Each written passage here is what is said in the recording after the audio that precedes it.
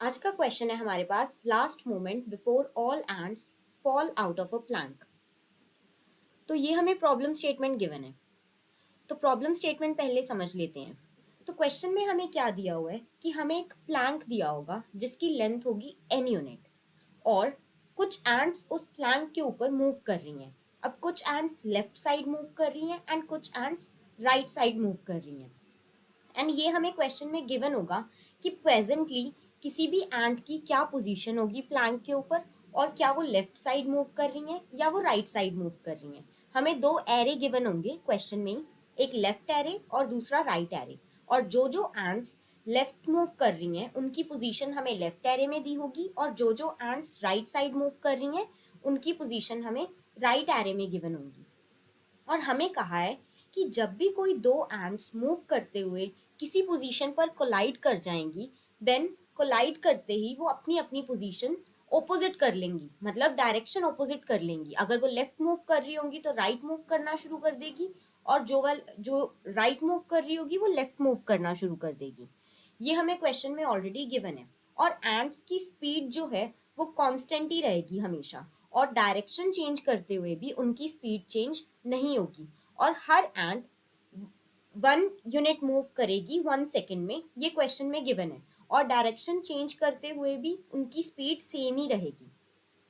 हमें ये बताना है क्वेश्चन में कि किस मोमेंट पर सभी के सभी एंड्स प्लैंक से नीचे गिर जाएंगे। मतलब एक एंड होगा प्लैंक का लेफ्ट एंड जो कि 0 से स्टार्ट होगा, और वो राइट तक जाएगा जो कि n तक होगा। और सभी एंड्स किसी ना किसी पर्टिकुलर पोजीशंस पर प्लेस्ड होंगी, और वो मूव करना शुरू करेंगी 0 टाइम पर। मतलब जैसे ही टाइम स्टार्ट होगा वो सब अपनी अपनी पोजीशन से मूव करना स्टार्ट कर देंगी। कुछ एंड्स लेफ्ट साइड मूव करेंगी, कुछ राइट साइड मूव करेंगी, एंड मूव करते हुए कोलाइड करेंगी, अपनी डायरेक्शन चेंज करेंगी, एंड एट लास्ट वो प्लैंक से नीचे गिर जाएंगी जब दोनों जो एंड्स के डिस्टेंस है वो कंप्लीट कर देंगी। तो हमें ये बताना है कि किस टाइम पर सारी की सारी एंड्स नीचे गिर चुकी होंगी, यानी कि लास्ट एंड जब प्लैंक से फॉल करेगा जो भी, हमें वो टाइम मोमेंट बताना है। अब तो क्वेश्चन में क्या गिवन है, सपोज अब ये दो एंड्स है, तो मैं कोलिजन वाली जो सिचुएशन है वो एक्सप्लेन कर देती हूँ। सपोज ये एंड राइट साइड मूव कर रहा है एंड ये एंड लेफ्ट साइड मूव कर रहा है। तो क्वेश्चन में क्या कहा है कि जैसे ही ये ए है और ये बी है, जैसे ही दोनों कोलाइड करेंगे, दोनों ने अपनी अपनी डायरेक्शन मूवमेंट की ओपोजिट कर ली। ए पहले राइट में मूव कर रहा था एंड अब लेफ्ट में मूव करना शुरू कर दिया। बी पहले लेफ्ट में मूव कर रहा था और अब राइट में मूव करना शुरू कर दिया। एंड अब क्योंकि यहाँ पे कोई और एंट नहीं है, जैसे ही ये लेफ्ट एंड पास आउट करेगा ए वाला एंट, वो नीचे गिर जाएगा प्लैंक के। एंड जैसे ही बी वाला एंट अपना राइट एंड पास करेगा, वो भी नीचे गिर जाएगा प्लैंक के। और हमें वो मोमेंट बताना है जब जितने भी एंट्स प्लैंक पर थे वो नीचे गिर गए, किस मोमेंट पर नीचे गिरे हमें वो रिटर्न करके देना है। और हमें कोऑर्डिनेट्स गिवन होंगे ऑलरेडी क्वेश्चन में कि कौन सी एंट कहाँ पे प्लेस्ड है। अब इंट्यूशन क्या आता है प्रॉब्लम स्टेटमेंट सुन के। अब अगर देखा जाए तो हमारे मन में पहला क्वेश्चन यही आएगा, कोलिजन्स हो रहे हैं एंड्स के। अब ऐसे तो कितने कोलिजन्स होते रहेंगे, क्योंकि हमें थोड़ी गिवन है कि सिर्फ दो ही एंड्स होंगी क्वेश्चन में तो कितनी भी एंड्स हो सकती हैं, और कोई भी एंड कहीं भी मूव कर रही है। तो ऐसे तो हम कोलिजन्स में ही कंफ्यूज हो जाएंगे कि पता नहीं इनफाइनाइट कोलिजन होते रहे कि हाँ एंड्स एक दूसरे से टकराकर लेफ्ट राइट ही कर रहे हैं। तो अब ऐसा हो सकता है क्या हम इनफाइनाइट कोलिजन्स में कंफ्यूज हो जाएं इस क्वेश्चन में। एंड सेकंड चीज जो हमारे दिमाग में आती है वो ये है कि हमें पहली बात तो ट्रैक रखना पड़ेगा कि हर टाइम कौन सी एंट कहाँ पे पोजीशन चेंज कर रही है। और ये भी मुश्किल काम है, हम कैसे ही ट्रैक रखेंगे, क्योंकि अब ऐसा भी तो हो सकता है कि अगर ऐसा पॉसिबल है कि इनफाइनाइट कोलिजन्स हों, देन हम इनफाइनाइट टाइम तक ये ट्रैक करते रहें कि कौन सी एंट किससे कोलाइड करके कब पोजीशन चेंज कर रही है, कब डायरेक्शन चेंज कर रही है। तो ये एक माइंड में क्वेश्चन आता है इस क्वेश्चन को सॉल्व करने से पहले। तो अब इसे कैसे टैकल करें। अब इन क्वेश्चंस का आंसर देने के लिए हमें कुछ ऑब्जर्वेशंस करने की जरूरत है इस क्वेश्चन में। अब वो ऑब्जर्वेशंस क्या हो सकती हैं। पहली बात तो हमें क्वेश्चन में ऑलरेडी गिवन है कि हमें वो टाइम मोमेंट बताना है जब सबकी सब एंड्स फॉल कर जाएं। अब अगर ये हमें ऑलरेडी पता है कि हर एक एंट प्लैंक पर से फॉल कर जाएगी और अगर वो फॉल करेगी तो इससे तो यही हम पता लगा सकते हैं ना कि इनफाइनाइट क्लैशेस नहीं है, क्योंकि अगर इनफाइनाइट कोलिजन्स होते फिर तो कभी एंट्स फॉल करती ना। पर हमें क्वेश्चन में ऑलरेडी ये दिया हुआ है कि जो एंट्स हैं वो एक मोमेंट के बाद सबकी सब प्लैंक से नीचे गिर जाएंगी। तो इसका मतलब पहला डाउट तो हमारा क्लियर हो जाता है कि इनफाइनाइट कोलिजन्स पॉसिबल नहीं है इस क्वेश्चन में। तो ऐसा मोमेंट आएगा जिसमें सबकी सब एंड्स प्लैंक से नीचे गिर जाएंगी। तो हमें इस चीज का ट्रैक रखने की जरूरत ही नहीं पड़ेगी कि कितनी कोलिजन्स हो रही हैं, कहाँ पे कोलिजन्स हो रही हैं, बिकॉज इनफाइनाइट कोलिजन्स पॉसिबल नहीं है। तो कुछ ना कुछ ऐसा पैटर्न होगा जिससे कि एक ऐसा मोमेंट आ जाएगा जहां पे सबकी सब एंड्स नीचे गिर जाएंगी। अब ये थी पहली ऑब्जर्वेशन। दूसरी ऑब्जर्वेशन क्या होती है? अब हमें पता है कि जो एंड्स हैं वो जैसे ही कोलाइड कर रही हैं अपनी अपनी डायरेक्शन ऑपोजिट कर रही हैं। लेफ्ट है तो राइट कर रही हैं, राइट है तो लेफ्ट कर रही हैं। तो इसे अगर ध्यान से हम ऑब्जर्व करें, अभी हम एक प्लैंक पर दोनों एंड्स को मूव करा रहे हैं। सपोज दोनों एंड्स अलग अलग प्लैंक पे मूव कर रही हैं। एक एंड जो है वो ऊपर वाले प्लैंक पे मूव कर रही है और जो बी एंड है वो नीचे वाले प्लैंक पे मूव कर रही है। अब मैंने कहा कि ये राइट साइड पे जा रही है, ठीक है, मूव करती जा रही है। एंड ये लेफ्ट साइड मूव कर रही है, ठीक है, मूव करती जा रही है। एंड जैसे ही दोनों कोलाइड करेंगी, कोलाइड तो पहली बात नहीं करेंगी, अभी हम जो केस ले रहे हैं वो दो अलग अलग प्लैंक्स का ले रहे हैं। तो हम कह रहे हैं जिस मोमेंट पर ये दोनों सेम पोजीशन पर होंगी रादर देन कोलाइडिंग, इस वाले पर्टिकुलर केस में एंड ए चुपचाप अपना राइट साइड मूव करती रहेगी और एंड बी जैसे पहले मूव कर रही थी लेफ्ट साइड मूव करती रहेगी। पर अगर इनका कोलिजन हो जाता तो क्या हम ये नहीं ऑब्जर्व कर रहे कि बस जो पोजीशन लेफ्ट की थी वो राइट की बन जाती और जो राइट की थी वो लेफ्ट की बन जाती? बस जस्ट दोनों अपनी अपनी जगह स्वैप कर लेते।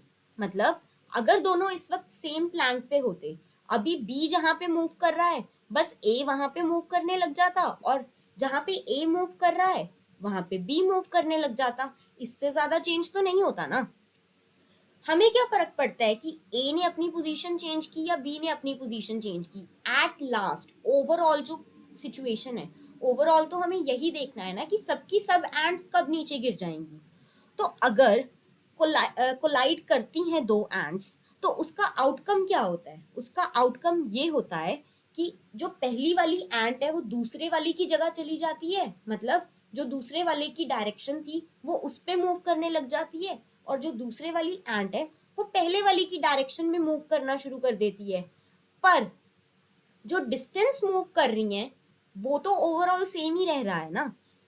मतलब एंट ए का जो पाथ था अब वो पाथ पर एंट बी चलना शुरू कर देगी और एंट बी का जो पाथ था कोलिजन के बाद उस पर ए चलना शुरू कर देगी।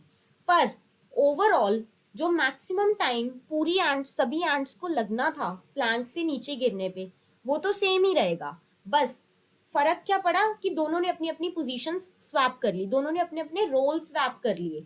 ए की जगह बी ने चलना शुरू कर दिया और बी के पाथ पे ए ने चलना शुरू कर दिया। तो अगर हमें ओवरऑल देखना है कि सभी एंट्स कब नीचे गिर जाएंगी तो हमें अलग अलग एंट्स का ट्रैक रखने की जरूरत है ही नहीं। हम कहेंगे कोलिजन से कुछ फर्क पड़ ही नहीं रहा।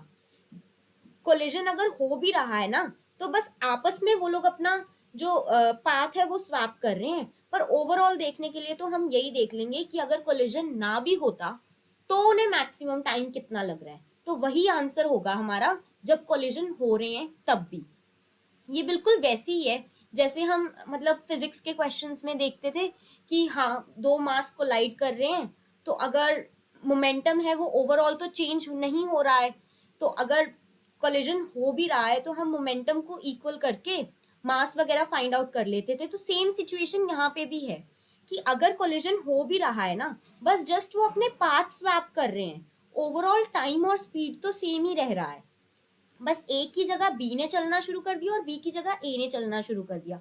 और हमें जरूरत है ओवरऑल कंडीशन देखने की। तो हमें जरूरत ही नहीं है कि हम हर एक एंट का इंडिविजुअल ट्रैक रखें। तो हम यही देख सकते हैं कि अगर क्लैशेस ना होते तो किसी पर्टिकुलर एंट को मैक्स से मैक्स टाइम कितना लग रहा होता। तो वही मैक्स टाइम होगा कि जब तक सभी एंट्स प्लैंक से फॉल कर चुकी होंगी। तो बस हम सिंपली वो टाइम रिटर्न कर देंगे। तो इंट्यूशन क्या आएगा हमारे माइंड में इस क्वेश्चन को सॉल्व करने के लिए, तो हम क्या देखेंगे, अगर हमारे पास पर्टिकुलरली ये केस आता है, ये टेस्ट केस जिसमें एक एंट यहाँ पे है 0th इंडेक्स पे, एक एंट फर्स्ट पे है, एक एंट थर्ड पे है एंड एक एंट फोर्थ पे है। अब इनकी डायरेक्शन देखा जाए तो 0 और 1 वाली राइट साइड में मूव कर रही है, 3 एंड 4 वाली लेफ्ट साइड में मूव कर रही है। अब t इक्वल टू 0 पर इनकी ये पोजीशंस हैं। जैसे ही t इक्वल टू 1 हुआ, 1 सेकेंड पूरा हुआ, जो ये दोनों एंड्स हैं ये कोलाइड कर जाएंगी। अब कोलाइड करके इन दोनों ने अपनी अपनी पोजीशंस ऑपोजिट कर ली। अब अगर मैं इन्हें अलग अलग कलर से रिप्रेजेंट करूं तो आपको ज़्यादा अच्छे से समझ आएंगी चीज़ें। कि अगर ये वाली एंड की बात करूं तो ये रही, अभी ये लोग कोलाइड कर रहे थे तो ये रेड वाली ये रही, और कोलाइड करके अब रेड वाली पहले जो राइट साइड में मूव कर रही थी, अब इसने लेफ्ट साइड में मूव करना शुरू कर दिया क्योंकि इसका कोलिजन हो गया। एंड कोलिजन होने के बाद अब ये इधर इधर मूव करना शुरू कर देगी। एंड उसके बाद एट लास्ट जो पाथ सेकंड वाली एंड फॉलो कर रही थी, अब इसने बस सिंपली वो पाथ फॉलो करना शुरू कर लिया। और जो ये वाली एंट है, आई एम सॉरी दिस वाली, अब इसने कोलाइड करने के बाद पहले ये लेफ्ट साइड में मूव करना शुरू कर रही थी एंड अब ये राइट साइड में मूव करने लग जाएगी क्योंकि इनका कोलिजन हो गया। बस कोलिजन के बाद दोनों ने अपने अपने पाथ्स स्वैप कर लिए। बस जो टाइम पहले ए को लगना था वो टाइम अब बी को स्पेंड करना पड़ेगा प्लैंक से फॉल होने के लिए, एंड जो टाइम बी को लगना था वो अब ए को लगेगा। तो मतलब ओवरऑल टाइम तो हमें जो निकालना है सभी एंड्स का, वो आंसर तो हमारा सेम ही रहेगा। बस ये फर्क पड़ जाएगा कि शायद जो एंट पहले गिर सकती थी प्लैंक से वो बाद में गिर रही है। बट हमें तो इस चीज से मतलब ही नहीं है, हमें तो ओवरऑल टाइम बताना है कि सभी एंट्स को कितना लगेगा।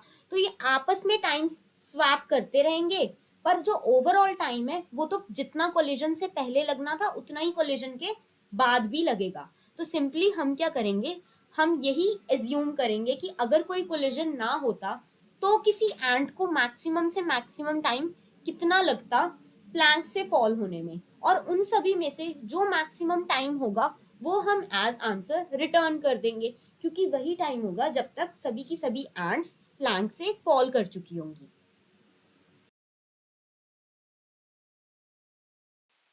अब इसका कोड देख लेते हैं। तो जैसा कि हमने अभी समझा है कि हम क्या करेंगे, सिंपली अगर कोलिजन ना होता तो किसी एंट को मैक्स से मैक्स टाइम कितना लगता। यहाँ हम भले ही मैक्स टाइम बोलें या भले ही मैक्स डिस्टेंस बोलें, ज़्यादा फर्क नहीं पड़ेगा। क्यों? क्योंकि हमें स्पीड 1 यूनिट दी हुई है। तो distance equal to speed into time होता है, तो टाइम भी डिस्टेंस के बराबर ही आ जाएगा इस केस में। तो किसी भी पर्टिकुलर एंट को मैक्स टू मैक्स टाइम कितना लगेगा प्लैंक से फॉल करने के लिए, हम वो निकाल रहे हैं। अब पर्टिकुलरली अगर हम लेफ्ट एंट्स की बात करें जो लेफ्ट साइड मूव कर रही हैं, तो अब लेफ्ट साइड वाली एंट को मैक्स टाइम कितना लगेगा जिस पोजीशन पर वो हैं, हमें जस्ट वही लेनी है। बिकॉज अगर कोई थर्ड पोजीशन पर है एंट, उसे 0 तक जाने में कितना लगेगा, 3 यूनिट्स ऑफ टाइम ही लगेगा। तो लेफ्ट वाली का तो एज इट इज पता चल जाएगा, जो उसकी पोजीशन है वही टाइम है। और राइट वाली का कैसे पता चलेगा, अगर राइट वाली 1 पे है तो उसे 4 तक जाने में कितना टाइम लगेगा, 3 यूनिट्स, 4 - 1। तो जितनी प्लैंक की लेंथ है माइनस जितनी उस करंट एंट की पोजीशन है, वो आ जाएगा राइट वाली एंट का टाइम। तो बस कोड में क्या होगा कि हमारे पास दो एरे गिवन थे ऑलरेडी, लेफ्ट और राइट। लेफ्ट में उन एंट्स की पोजीशन थी जो लेफ्ट साइड मूव कर रही हैं, एंड राइट में उन एंट्स की पोजीशन थी जो राइट साइड मूव कर रही हैं। और एन दी हुई है हमें प्लैंक की लेंथ। तो हमने क्या किया, एक आंसर इनिशियलाइज कर लिया 0 से, और पहले देख लिया कि जो लेफ्ट हैंड्स मूव कर रही हैं उनमें ऐसी कौन सी एंट है जिसे सबसे ज़्यादा टाइम लगेगा, मतलब ज़्यादा से ज़्यादा मैक्स टू मैक्स किसी एंट को कितना टाइम लग सकता है प्लैंक से फॉल करने के लिए। तो ये हमने आंसर में अपडेट कर दिया बार बार, मतलब लूप में मूव करके। एंड उसके बाद मैंने राइट वाली एंट्स का देख लिया कि हर एक राइट में से कौन सा मैक्स टाइम आ रहा है जिसे कि प्लैंक से फॉल करने में सबसे ज़्यादा टाइम लग रहा है, वो टाइम आंसर में अपडेट कर दिया, और जो भी आंसर होगा हमारा उसे रिटर्न कर दिया। कोड को रन करके देख लेते हैं।